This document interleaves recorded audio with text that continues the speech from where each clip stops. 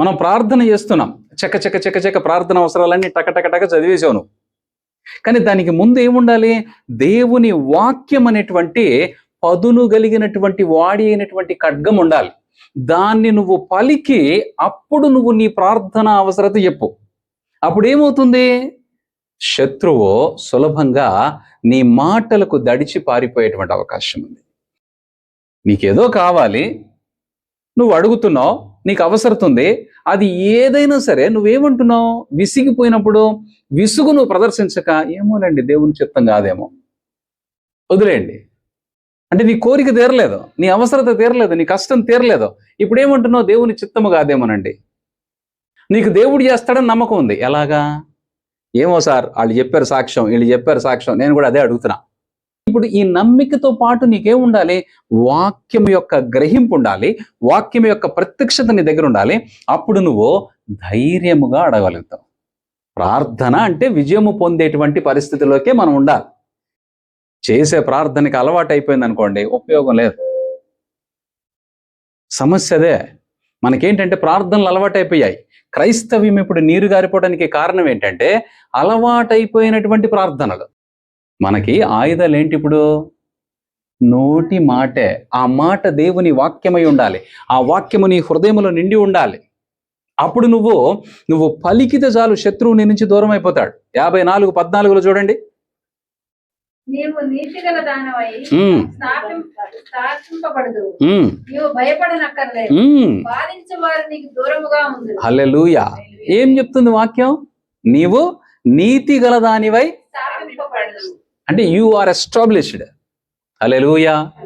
నీకు తెలియాలి ఇదే. నీకు నీతి ఎక్కడి నుంచి వచ్చింది? సోర్స్ ఆఫ్ రైచియస్నెస్ ఎక్కడి నుంచి వచ్చింది? నీకు యేసయ్య దగ్గర నుంచి వచ్చింది. నువ్వు యేసయ్య యొక్క నీతిని కలిగి ఉన్నటువంటి వ్యక్తివి.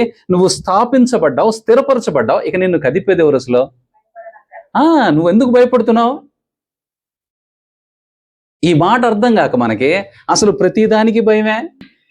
భయము వల్ల నీవు శత్రువుకి సులభంగా లొంగిపోతున్నావు.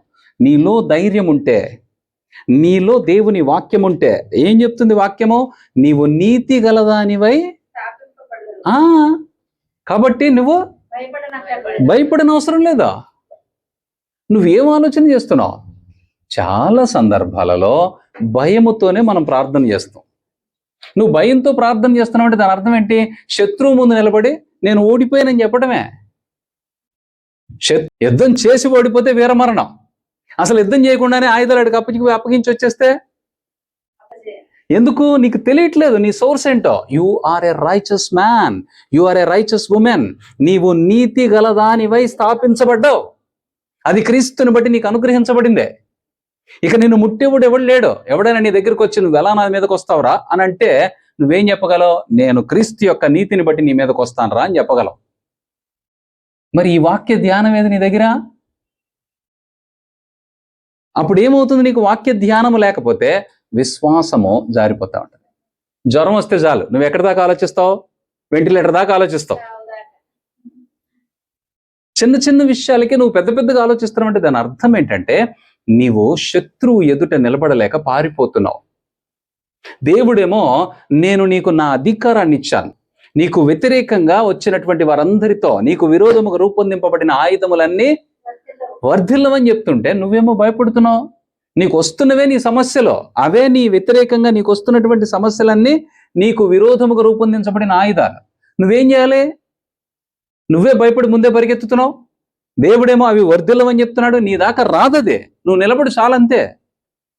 నీ దగ్గర ఈ సోర్స్ ఆఫ్ పవర్ లేదు. అప్పుడు ఏమవుతుంది? ప్రార్థనలాగానే ఉండిపోతున్నాయి. ప్రార్థనలకు విసుగు మాత్రమే వస్తుంది తప్ప ప్రార్థనకు ప్రతిఫలం కనపడట్లేదు.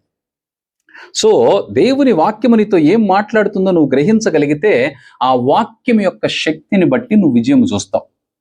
కొరింథీయులకు రాసినటువంటి 2వ కొరింథీ పత్రిక 10వ అధ్యాయము 4వ వచనం.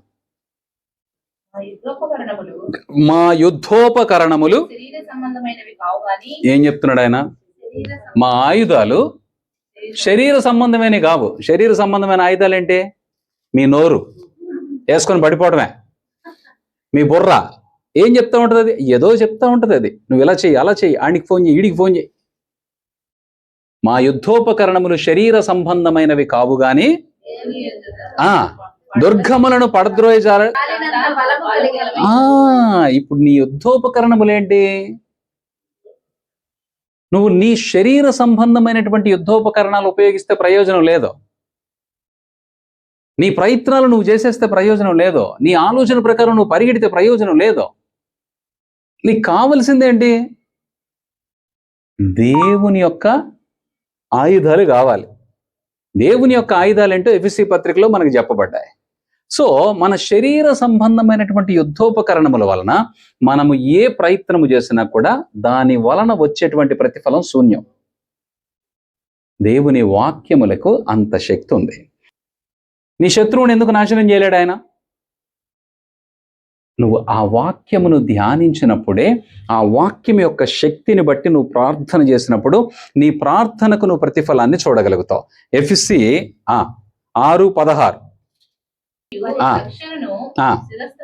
రక్షణ. ఇప్పుడు యుద్ధోపకరణాలు ఏంటో చెప్తున్నాడు ఇక్కడ కదండి.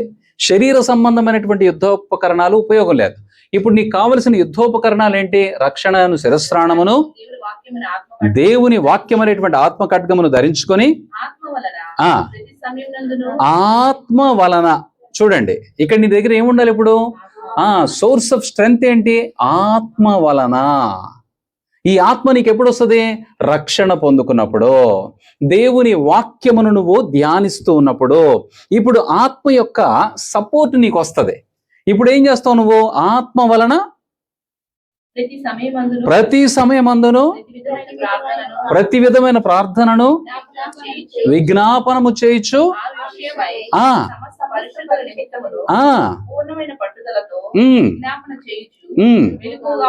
హల్లెలూయా. ఏమంటున్నాడు ఆయన? మెలకువగా ఉండండి అని అంటే, మీరు ప్రార్థన చేసేటప్పుడు జాగ్రత్తగా, కాన్షియస్ గా, అంటే ఆలోచన కలిగి ఏది పడితే అది నోటికి వచ్చినట్టు మాట్లాడొద్దు. You must be careful about your every word. మీ ప్రతి మాటను మీరు జాగ్రత్తగా చూసుకోవాలి. మాటను జాగ్రత్తగా చూసుకోకుండా మీరు వదిలేస్తే అవి తిరిగి వచ్చి మిమ్మల్ని తంతాయి. నువ్వు విమోచించబడ్డావు. విమోచించబడిన వాడు మళ్ళీ ఆ కాడు ఎందుకు ఎత్తుకుంటున్నాడు? దేవుడు నువ్వు విమోచించబడ్డావు అని చెప్పిన తర్వాత ఇంక అందులో సందేహం ఏంటి? నువ్వు సందేహపడుతున్నావంటే ఏమవుతుంది? మళ్ళా ఆ సమస్య నీ మీదకి వస్తుంది. ఎప్పుడు మనం ఒకటే గుర్తుపెట్టుకోవాలి, we are redeemed from the curse of the law. దేవుని ధర్మశాస్త్ర సంబంధమైనటువంటి శాపముల నుండి మనము విమోచించబడ్డాం. ఇక విమోచించబడిన తరువాత మరలా ఆ శాపము యొక్క ప్రతిఫలం మనం అనుభవిస్తున్నామంటే, either we are not believing how we are redeemed from the curse, మనము శాపము నుండి ఎలా విడుదల పొందుకున్నామో మనం గ్రహించట్లేదని అర్థం, లేదా విన్నటువంటి వాక్యాన్ని మర్చిపోయి ఏదో నామకార్థమైనటువంటి క్రైస్తవ భక్తిని కలిగి ఉన్నామని అర్థం. ఏమంటున్నాడు అక్కడ? శాపము నుండి విమోచించాను, ఇందును గూర్చి మ్రాను మీద వ్రేలాడిన ప్రతివాడు శాపగ్రస్తుడు అని వ్రాయబడి ఉన్నది. సో ఇక ఆయన నీ పరిస్థితి అంతా కొట్టేశాడు. ధర్మశాస్త్ర శాపము నుండి నువ్వు విమోచించబడ్డావు కాబట్టి నువ్వు ఇక పేదరికంలో ఉండటానికి వీల్లేదు. పేదరికము నుండి విమోచించబడ్డావు, నీవు అనారోగ్యము నుండి విమోచించబడ్డావు, నీవు ఆధ్యాత్మికమైనటువంటి ఆత్మ సంబంధమైనటువంటి మరణము నుండి విమోచించబడ్డావు. ఎన్ని విమోచనలు వచ్చాయి ఒక్క విమోచన ద్వారా? ఆత్మీయ మరణము లేదు, అనారోగ్యం అనేటువంటిది నీకు ఉండటానికి వీల్లేదు, ఆర్థిక సమస్యలు అనేది నీకు ఉండటానికి వీల్లేదు, మానసిక ఒత్తిడి నీకు ఉండటానికి వీల్లేదు. మరి ఎందుకు ఉంటున్నాయి?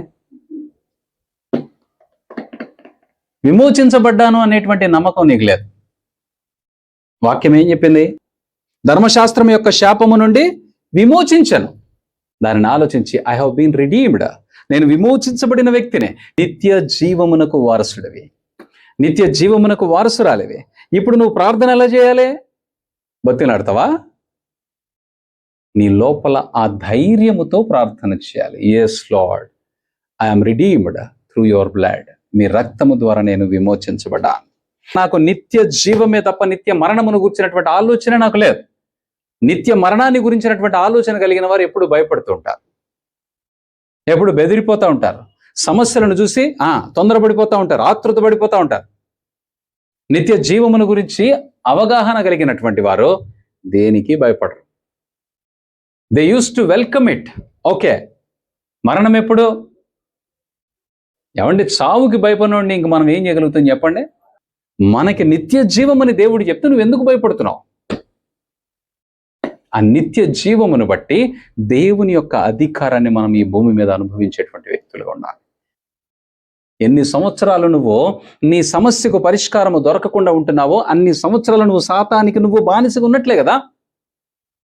దేవుడేమో విడిపించానంటాడా, నేను నీకు విజయాన్ని ఇచ్చానంటాడా, నేను నీలో ఉన్నట్లయితే నువ్వు జయాన్ని చూస్తావని చెప్తున్నాడా? నువ్వేమో జయాన్ని చూడవు.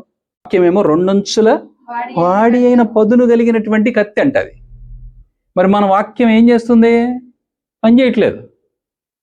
అంటే వాక్యము మీద నీకు అవగాహన లేదు, వాక్యాన్ని నమ్మగలిగేటువంటి సామర్థ్యము లేదు. ఇప్పుడు వాక్యాలు నీ లోపల ఎన్ని నింపినా కూడా నువ్వేం చేస్తున్నావు? వాటిని ఒమిట్ చేస్తున్నావు. అంటే వాటిని మళ్ళీ బయటికి తోసేస్తున్నావు.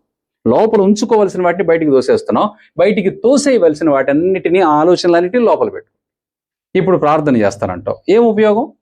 మొదట నువ్వు ప్రార్థన చేయాలంటే వాక్యమును నువ్వు జాగ్రత్తగా ఆలోచించు. ప్రతి మాట జాగ్రత్తగా ఆలోచించు. నీలో ఉన్నవాడు లోకములో ఉన్నవాని కంటే వారిని బట్టి ఈ లోకమును నువ్వు జయించగలిగేటువంటి వ్యక్తిగా జయము నువ్వు పొందుకుంటావని చెప్తా. ఆలోచన చేసి ప్రార్థన చెయ్యి. నువ్వు ఏం అడుగుతావో అడుగో. అందుకే ప్రార్థన చేయడానికి సమయం నువ్వు వెచ్చించుకోవడానికి ముందు వాక్యమును జాగ్రత్తగా మెడిటేట్ చేయడానికి సమయాన్ని పెట్టుకోవాలి. వాక్యము నువ్వు ధ్యానము చేస్తూ ఉండగానే వాక్యములో నుంచి ప్రార్థన రావాలి. అంతే తప్ప ప్రార్థన అనగానే టకటకటకటకటక చెప్పేసావు. వాక్యము ధ్యానం చేస్తూ వాక్యాన్ని బట్టి నీకు అవగాహన, వాక్యాన్ని బట్టి నీకు బాధ, వాక్యాన్ని బట్టి అయ్యో నేను ఎంత తప్పు చేశాను, వాక్యాన్ని బట్టి నీకు పశ్చాత్తాపం రావాలి. వాక్యమును బట్టి ప్రభువా నన్ను క్షమించు నాయనా, ఇదిగో నీ రక్తముతో నన్ను కడిగి ఈ తప్పు కాయ్యా, ఇంకొకసారి ఈ పరిస్థితి రానివ్వను. అలా ప్రతిదీ ఏం చేస్తుంది అంటే వాక్యము నిన్ను ఒప్పింపు చేస్తుంది. అప్పుడు నువ్వు ఏం అడుగుతావో అడుగు. అప్పుడు దేవుడు ఖచ్చితంగా నువ్వు అడిగినవన్నీ ఇచ్చేస్తాడు.